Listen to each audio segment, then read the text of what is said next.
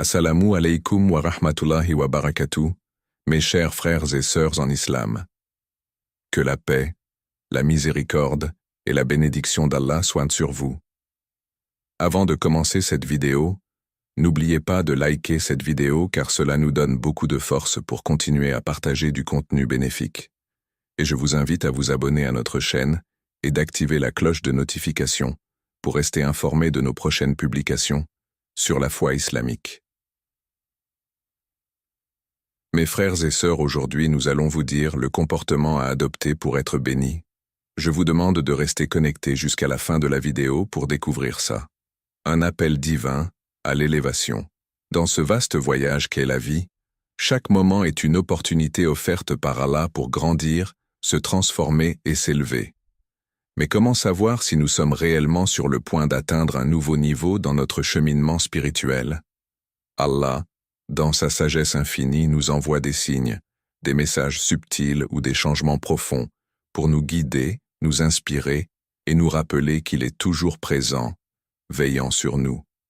Ces signes peuvent surgir au cœur des défis, dans la douceur des bénédictions, ou même dans les moments de silence où notre âme cherche des réponses. Ils sont des invitations à embrasser une foi plus profonde, à renforcer notre lien avec lui et à marcher sur le chemin de la droiture. Comme le dit le Coran, « Et quiconque place sa confiance en Allah, il lui suffit. » Allah atteint toujours ses desseins. Coran 65:3. Dans ce script, nous explorerons les divers moyens par lesquels Allah nous appelle à un niveau supérieur. À travers des récits inspirants, des versets coraniques puissants et des réflexions méditatives, nous plongerons dans ces messages divins en découvrant comment les reconnaître, les comprendre et les vivre pleinement. Préparez votre cœur et votre esprit, car ce voyage spirituel est une chance d'approfondir votre connexion avec Allah et de vous rapprocher de sa lumière. Les épreuves comme porte vers l'élévation. Les épreuves dans la vie sont souvent perçues comme des obstacles ou des moments difficiles à surmonter. Cependant, en islam, elles sont bien plus que cela. Les épreuves sont des signes clairs qu'Allah cherche à élever ses serviteurs au niveau supérieur. Chaque difficulté est une opportunité déguisée, un test pour purifier l'âme et renforcer la foi. Le prophète Muhammad, paix et bénédiction sur lui, a dit « Quand Allah aime un peuple, il l'éprouve. » Sahih al-Bukhari. Imaginez un jeune homme confronté à la perte de son emploi, un moment sombre où tout semble perdu. Pourtant, c'est précisément dans cette obscurité qu'il se tourne vers Allah avec une ferveur renouvelée. Cette épreuve devient une bénédiction déguisée lorsqu'il trouve non seulement un emploi meilleur, mais aussi une connexion spirituelle renforcée avec son Créateur. Les versets du Coran, comme celui-ci, résonnent avec puissance dans ces moments. En vérité, après la difficulté vient la facilité. Coran 94:6. Pour le croyant, chaque épreuve est une opportunité de se rapprocher d'Allah. Posez-vous cette question. Face à l'adversité, comment réagissez-vous?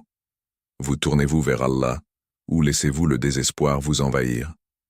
Le défi est de comprendre que chaque difficulté cache une leçon, un message divin qui nous pousse à grandir. Prenons l'exemple de la patience.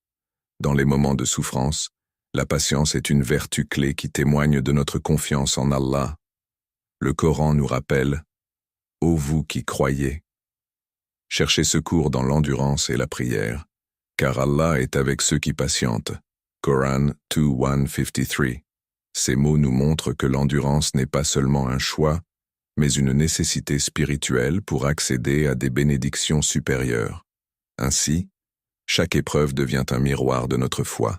Elle nous force à évaluer notre reliance sur Allah, à abandonner nos illusions de contrôle et à embrasser la sagesse divine. Ce processus de transformation intérieure n'est jamais facile, mais il est toujours bénéfique. La question à méditer est la suivante. Qu'est-ce que cette épreuve m'enseigne sur moi-même et sur mon Créateur? La prière nocturne, un pont vers le divin. La prière nocturne, ou tahajjud, est une forme de dévotion que peu de croyants pratiquent, mais qui offre des récompenses immenses. C'est un moment de solitude et d'intimité avec Allah, loin des distractions du monde. Le prophète Muhammad, paix et bénédiction sur lui, a dit Le Seigneur descend chaque nuit au ciel le plus proche, lorsqu'il reste le dernier tiers de la nuit, et il dit « Qui m'invoque pour que je lui réponde? Qui me demande pour que je lui donne? Qui implore mon pardon pour que je lui pardonne ?» Sahih al-Bukhari. Imaginez-vous, debout dans la nuit silencieuse, les étoiles brillent dans le ciel, et votre cœur s'ouvre à Allah dans une prière sincère. C'est un moment où l'âme trouve la paix et la guidance. Le Coran dit « Et de la nuit consacre une partie, avant l'aube, pour des prières surérogatoires, afin que ton Seigneur te ressuscite en une position de gloire. » Coran 1779. La tahajjud est plus qu'une simple prière. C'est un acte de discipline et de dévouement. Elle exige que le croyant surmonte le confort du sommeil pour rechercher la proximité divine. C'est un sacrifice qui témoigne de l'amour et de la gratitude envers Allah. Avez-vous déjà ressenti cette connexion profonde pendant le tahajjud? Si ce n'est pas le cas, qu'est-ce qui vous retient de faire ce pas vers une relation plus intime avec votre Créateur? L'histoire d'un homme qui, après des années de prières nocturnes, voit sa vie se transformer, est un puissant témoignage de la force du tahajjud. Il raconte comment chaque supplication nocturne semblait ouvrir une porte qu'il pensait fermée à jamais. Cela nous rappelle que le temps passé en prière n'est jamais perdu. C'est un investissement dans notre relation avec Allah. Dans le monde moderne, il est facile de se perdre dans les distractions et d'oublier l'importance du tahajjud. Cependant, la prière nocturne reste un puissant rappel que, malgré les exigences de la vie quotidienne, notre relation avec Allah doit toujours être une priorité. Méditez sur cette question. Comment pouvez-vous intégrer le tahajjud dans votre routine, même pour quelques minutes? Les opportunités cachées dans le service aux autres. L'une des manières les plus puissantes de se rapprocher d'Allah est de servir les autres. En islam, aider autrui est non seulement encouragé, mais c'est aussi un moyen d'atteindre des niveaux spirituels élevés. Le prophète Muhammad, paix et bénédiction sur lui, a dit « Le meilleur des hommes est celui qui est le plus utile aux autres. » Sunan al-Kubra. Lorsque vous donnez de votre temps, de vos ressources ou de votre énergie pour soulager les souffrances des autres, vous ne faites pas que les aider, vous élevez également votre propre âme. Le Coran nous rappelle « Et faites le bien ». En vérité, Allah aime les bienfaisants. Coran 2:195. Considérez l'histoire de cet homme qui, malgré ses propres difficultés financières, choisit de partager ce qu'il a avec une famille dans le besoin. Quelques semaines plus tard, il reçoit une offre d'emploi inattendue qui change sa vie. Ce n'est pas une coïncidence, mais une démonstration de la promesse divine que le bien revient toujours à celui qui le fait. Allah dit « Quiconque fait un bien, fût-ce du poids d'un atome, le verra. » Coran 99:7. Le service aux autres n'est pas seulement une action extérieure, c'est aussi un moyen de purifier le cœur de l'orgueil et de l'égoïsme. Lorsque vous donnez sans attendre en retour, vous libérez votre âme des chaînes du matérialisme et vous vous ouvrez à la générosité divine. Comment pouvez-vous, dès aujourd'hui, trouver une opportunité d'aider quelqu'un autour de vous? La beauté du service réside dans sa simplicité. Même un sourire ou une parole gentille peut transformer la journée de quelqu'un. Rappelez-vous que chaque acte, aussi petit soit-il, est vu et récompensé par Allah. Cette perspective devrait inspirer chacun d'entre nous à chercher activement des moyens d'être utiles dans nos communautés. La gratitude comme chemin vers l'élévation spirituelle. La gratitude est l'une des vertus les plus transformantes que l'islam enseigne à ses croyants. Être reconnaissant, même dans les moments difficiles, n'est pas seulement un acte de piété, mais aussi un moyen d'ouvrir son cœur aux bénédictions divines. Le Coran nous rappelle cette promesse d'Allah. Si vous êtes reconnaissant, très certainement, j'augmenterai mes bienfaits pour vous. Coran 14:7. Imaginez un instant quelqu'un qui, malgré des circonstances de vie précaires, trouve toujours une raison de remercier Allah. Peut-être qu'il remercie pour la santé de ses enfants, pour le repas qu'il a aujourd'hui, ou même simplement pour la capacité de prier. Cette attitude attire une abondance de bénédictions, non pas parce que la gratitude change la réalité, mais parce qu'elles changent la manière dont nous percevons nos défis et nos triomphes.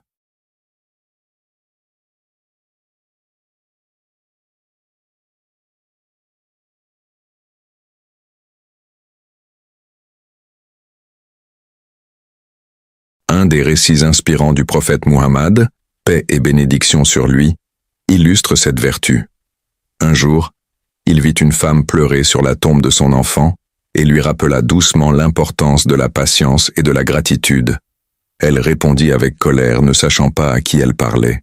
Plus tard, lorsqu'elle réalisa que c'était le prophète lui-même, elle alla s'excuser. Il lui rappela que la vraie patience est celle qui se manifeste au premier choc. Sahih al-Bukhari. Dans la gratitude réside une sagesse profonde. Elle nous connecte au moment présent, nous rappelant que chaque souffle est un cadeau d'Allah. Posez-vous cette question. Combien de fois dans une journée remerciez-vous Allah, non seulement pour les grandes bénédictions, mais aussi pour les petites? Lorsque nous prenons l'habitude de la gratitude, nous devenons des êtres plus conscients, plus alignés avec les intentions divines. Le prophète Muhammad, paix et bénédiction sur lui, priait parfois toute la nuit jusqu'à ce que ses pieds enflent. Lorsque ses compagnons lui demandaient pourquoi il priait autant alors qu'il était exempt de tout péché, il répondait « Ne devrais-je pas être un serviteur reconnaissant ?» Sahih al-Bukhari. Ces paroles nous rappellent que la gratitude est un acte de dévotion, un témoignage de notre amour pour Allah. Dans nos vies, nous avons tous des moments où il semble difficile d'être reconnaissant. Cependant, c'est précisément dans ces moments que la gratitude a le plus d'impact. Elle nous aide à réorienter notre esprit vers ce qui compte vraiment, la confiance en Allah et en ses plans parfaits. Demandez-vous, qu'est-ce qui vous empêche aujourd'hui de remercier Allah, même pour ce qui semble insignifiant? Peut-être est-il temps de commencer un journal de gratitude, où chaque jour, vous notez 3 choses pour lesquelles vous êtes reconnaissant. C'est une pratique simple mais puissante pour transformer votre état d'esprit et renforcer votre relation avec Allah. La gratitude est également un outil puissant pour combattre l'envie et la jalousie. Lorsque nous nous concentrons sur ce que nous avons, plutôt que sur ce que nous n'avons pas, nous libérons notre cœur des émotions négatives et laissons place à la paix intérieure. Le Coran dit « Et il vous a donné de tout ce que vous lui avez demandé. Si vous comptiez les bienfaits d'Allah, vous ne pourriez pas les dénombrer. » Coran 14:34. Ces paroles nous rappellent que nous sommes infiniment bénis, même dans nos moments de lutte. L'importance de la foi en les plans d'Allah. La foi en les plans d'Allah est un pilier central de la vie du croyant. Accepter que tout ce qui se passe, qu'il s'agisse de joie ou de tristesse, est décrété par Allah, est un acte de soumission qui apporte paix et sérénité. Le Coran affirme « Il se peut que vous détestiez une chose alors qu'elle est un bien pour vous, et il se peut que vous aimiez une chose alors qu'elle est un mal pour vous. Allah sait tandis que vous ne savez pas. » Coran 2:16. Un exemple marquant de cette foi se trouve dans l'histoire du prophète Youssouf, Joseph. Jeté dans un puits par ses propres frères, vendu comme esclave et emprisonné à tort, il aurait pu perdre espoir. Cependant, sa confiance en Allah ne vacilla jamais. Finalement, il devint non seulement libre, mais aussi un ministre puissant en Égypte. Cette histoire illustre que même les événements les plus douloureux font partie d'un plan divin plus grand que ce que nous pouvons comprendre. Dans nos propres vies, nous rencontrons souvent des situations qui semblent injustes ou incompréhensibles. Peut-être avez-vous perdu un emploi, une relation ou une opportunité qui semblait parfaite. Pourtant, avec le recul, vous réalisez que cette perte était en réalité une protection ou une redirection vers quelque chose de meilleur. La foi en les plans d'Allah nous permet de traverser ces moments avec patience et espoir. Le prophète Muhammad, paix et bénédiction sur lui, a dit « Quelle est étonnante l'affaire du croyant. Tout ce qui lui arrive est un bien pour lui, et cela n'est valable que pour le croyant. S'il lui arrive quelque chose de bon, il en est reconnaissant, et c'est un bien pour lui. S'il lui arrive quelque chose de mauvais, il patiente, et c'est un bien pour lui. » Sahih Muslim. Ces paroles montrent que la clé de la sérénité réside dans l'acceptation et la confiance. Imaginez un jardinier plantant une graine. Il ne voit pas immédiatement les résultats de son travail, mais il a foi que, sous la surface, des racines se développent et qu'un jour, une plante éclora. De la même manière, la foi en les plans d'Allah signifie croire que même lorsque nous ne voyons pas les résultats, quelque chose de magnifique est en train de se produire. Posez-vous cette question. Qu'est-ce qui vous empêche aujourd'hui de faire pleinement confiance aux plans d'Allah? Peut-être est-ce le doute ou la peur de l'inconnu. Pourtant, ces sentiments disparaissent lorsque nous réalisons que tout, absolument tout, est entre les mains d'Allah, le meilleur des planificateurs. Un autre aspect important de cette foi est l'invocation. Lorsque nous nous sentons perdus ou dépassés, lever les mains en supplication est une manière puissante de rappeler notre dépendance envers Allah. Le Coran dit « Invoquez-moi, je vous répondrai » Coran 40:60. Ce verset nous assure que notre Créateur est toujours à l'écoute, prêt à nous guider à travers les défis de la vie. Ainsi, la foi en les plans d'Allah est une source de force et de réconfort dans un monde incertain. Elle nous enseigne que, peu importe ce qui arrive, nous ne sommes jamais seuls. Avec cette foi, chaque étape, même la plus difficile, devient une opportunité de croissance et de bénédiction. Les épreuves comme outils d'élévation spirituelle. L'une des réalités universelles de la vie est l'épreuve. Chaque être humain, qu'il soit riche ou pauvre, pieux ou non, est confronté à des moments de difficulté. Pourtant, dans l'islam, les épreuves ne sont pas seulement des obstacles à surmonter, mais des opportunités divines d'élever notre foi et notre caractère. Le Coran affirme avec puissance « Certes, nous vous éprouverons par un peu de peur, de faim et de diminution de biens, de personnes et de fruits, et fait la bonne annonce aux endurants. » Coran 2:155.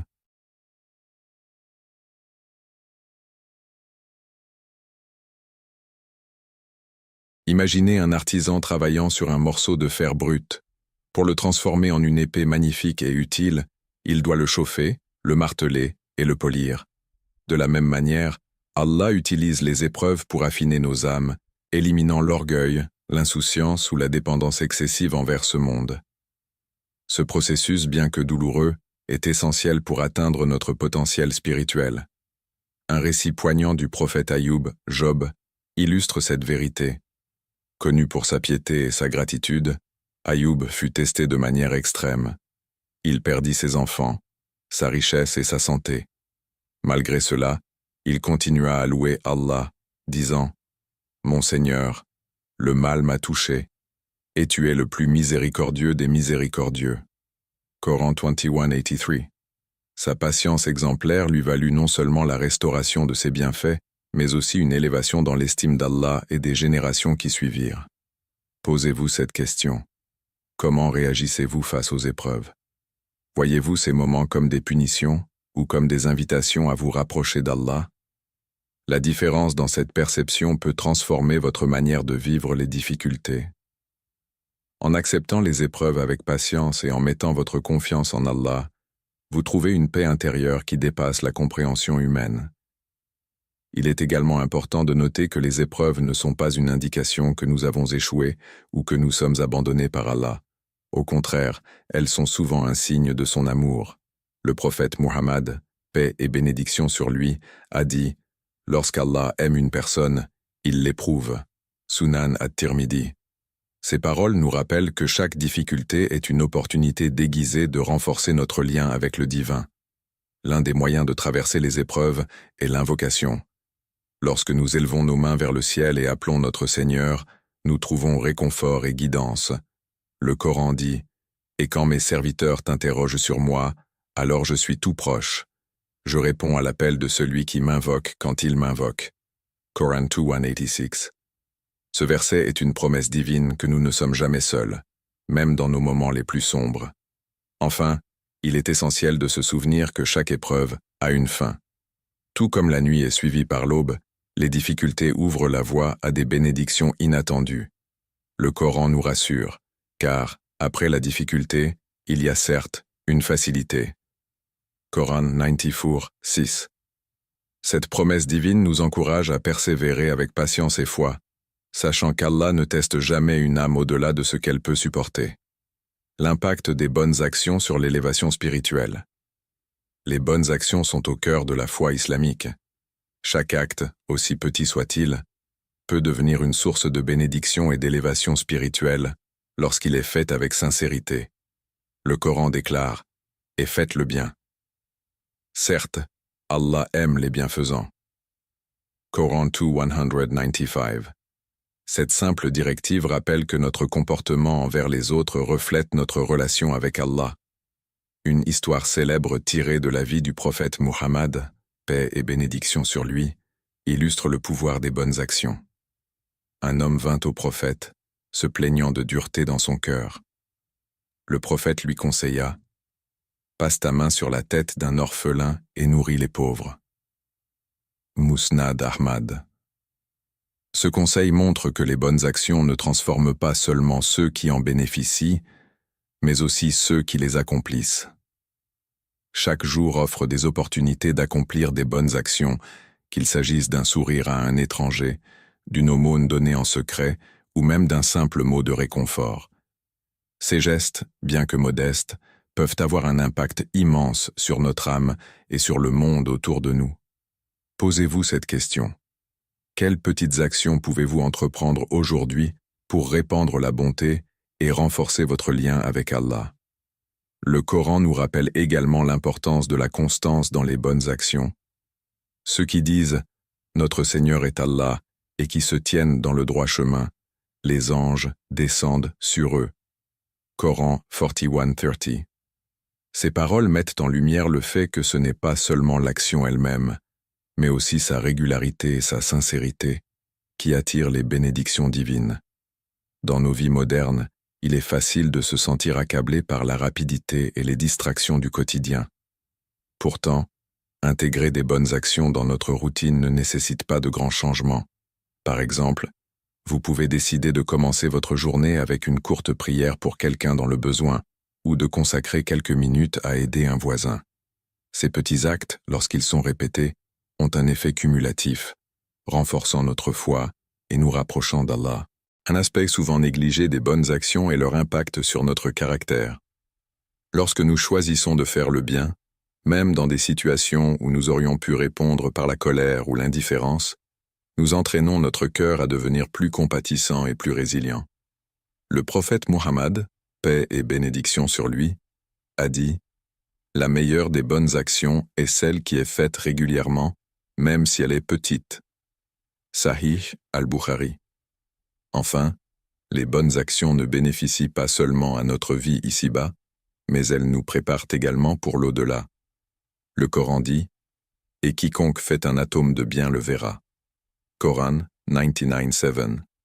Cette assurance divine nous rappelle que rien n'est jamais perdu aux yeux d'Allah et que chaque effort, aussi insignifiant qu'il puisse paraître, sera récompensé. Ainsi, les bonnes actions ne sont pas seulement des moyens d'obtenir des bénédictions, mais elles sont également des outils pour élever notre âme et renforcer notre lien avec le divin. En vivant chaque jour avec l'intention de faire le bien, nous devenons des instruments de la miséricorde d'Allah, reflétant sa lumière dans nos vies et celles des autres. L'élévation vers Allah, un voyage sans fin comme conclusion. La vie est un voyage parsemé de défis, de bénédictions et d'opportunités. Chaque étape que nous franchissons, chaque épreuve que nous surmontons, et chaque bonne action que nous accomplissons nous rapproche de notre Créateur. Ces signes qu'Allah nous adresse, qu'il s'agisse d'un appel à la patience, à la gratitude ou à l'action, sont des rappels de sa miséricorde infinie et de son désir de nous élever spirituellement. Souvenons-nous que notre objectif ultime est de plaire à Allah et d'atteindre sa satisfaction. Chaque acte de foi, aussi petit soit-il, chaque sourire partagé, chaque prière offerte, contribue à notre élévation. Le Coran nous guide avec ces mots puissants.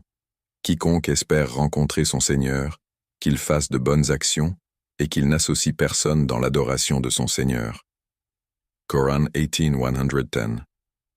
Ainsi, en répondant aux appels subtils d'Allah et en intégrant ses enseignements dans notre vie quotidienne, nous pouvons non seulement transformer notre existence ici-bas, mais aussi garantir une récompense éternelle dans l'au-delà. Que ce voyage vers l'élévation spirituelle soit un rappel constant de la grandeur de notre Seigneur et de l'immensité de son amour pour ses serviteurs. Qu'Allah purifie nos cœurs, qu'il nous guide à aider avec sincérité et discernement, et qu'il fasse de nos actions des ponts qui mènent à sa miséricorde. Amina. Chers frères et sœurs en islam, n'oubliez pas encore de liker cette vidéo et de vous abonner sur cette chaîne. Qu'Allah vous bénisse. Un aspect souvent négligé des bonnes actions est leur impact sur notre caractère. Lorsque nous choisissons de faire le bien, même dans des situations où nous aurions pu répondre par la colère ou l'indifférence, nous entraînons notre cœur à devenir plus compatissant et plus résilient. Le prophète Muhammad, paix et bénédiction sur lui, a dit « La meilleure des bonnes actions est celle qui est faite régulièrement, même si elle est petite. » Sahih al-Bukhari. Enfin, les bonnes actions ne bénéficient pas seulement à notre vie ici-bas, mais elles nous préparent également pour l'au-delà. Le Coran dit « Et quiconque fait un atome de bien le verra. » Coran 99:7. Cette assurance divine nous rappelle que rien n'est jamais perdu aux yeux d'Allah, et que chaque effort, aussi insignifiant qu'il puisse paraître, sera récompensé. Ainsi, les bonnes actions ne sont pas seulement des moyens d'obtenir des bénédictions, mais elles sont également des outils pour élever notre âme et renforcer notre lien avec le divin. En vivant chaque jour avec l'intention de faire le bien, nous devenons des instruments de la miséricorde d'Allah, reflétant sa lumière dans nos vies et celles des autres. L'élévation vers Allah, un voyage sans fin comme conclusion. La vie est un voyage parsemé de défis, de bénédictions et d'opportunités. Chaque étape que nous franchissons, chaque épreuve que nous surmontons, et chaque bonne action que nous accomplissons nous rapproche de notre Créateur.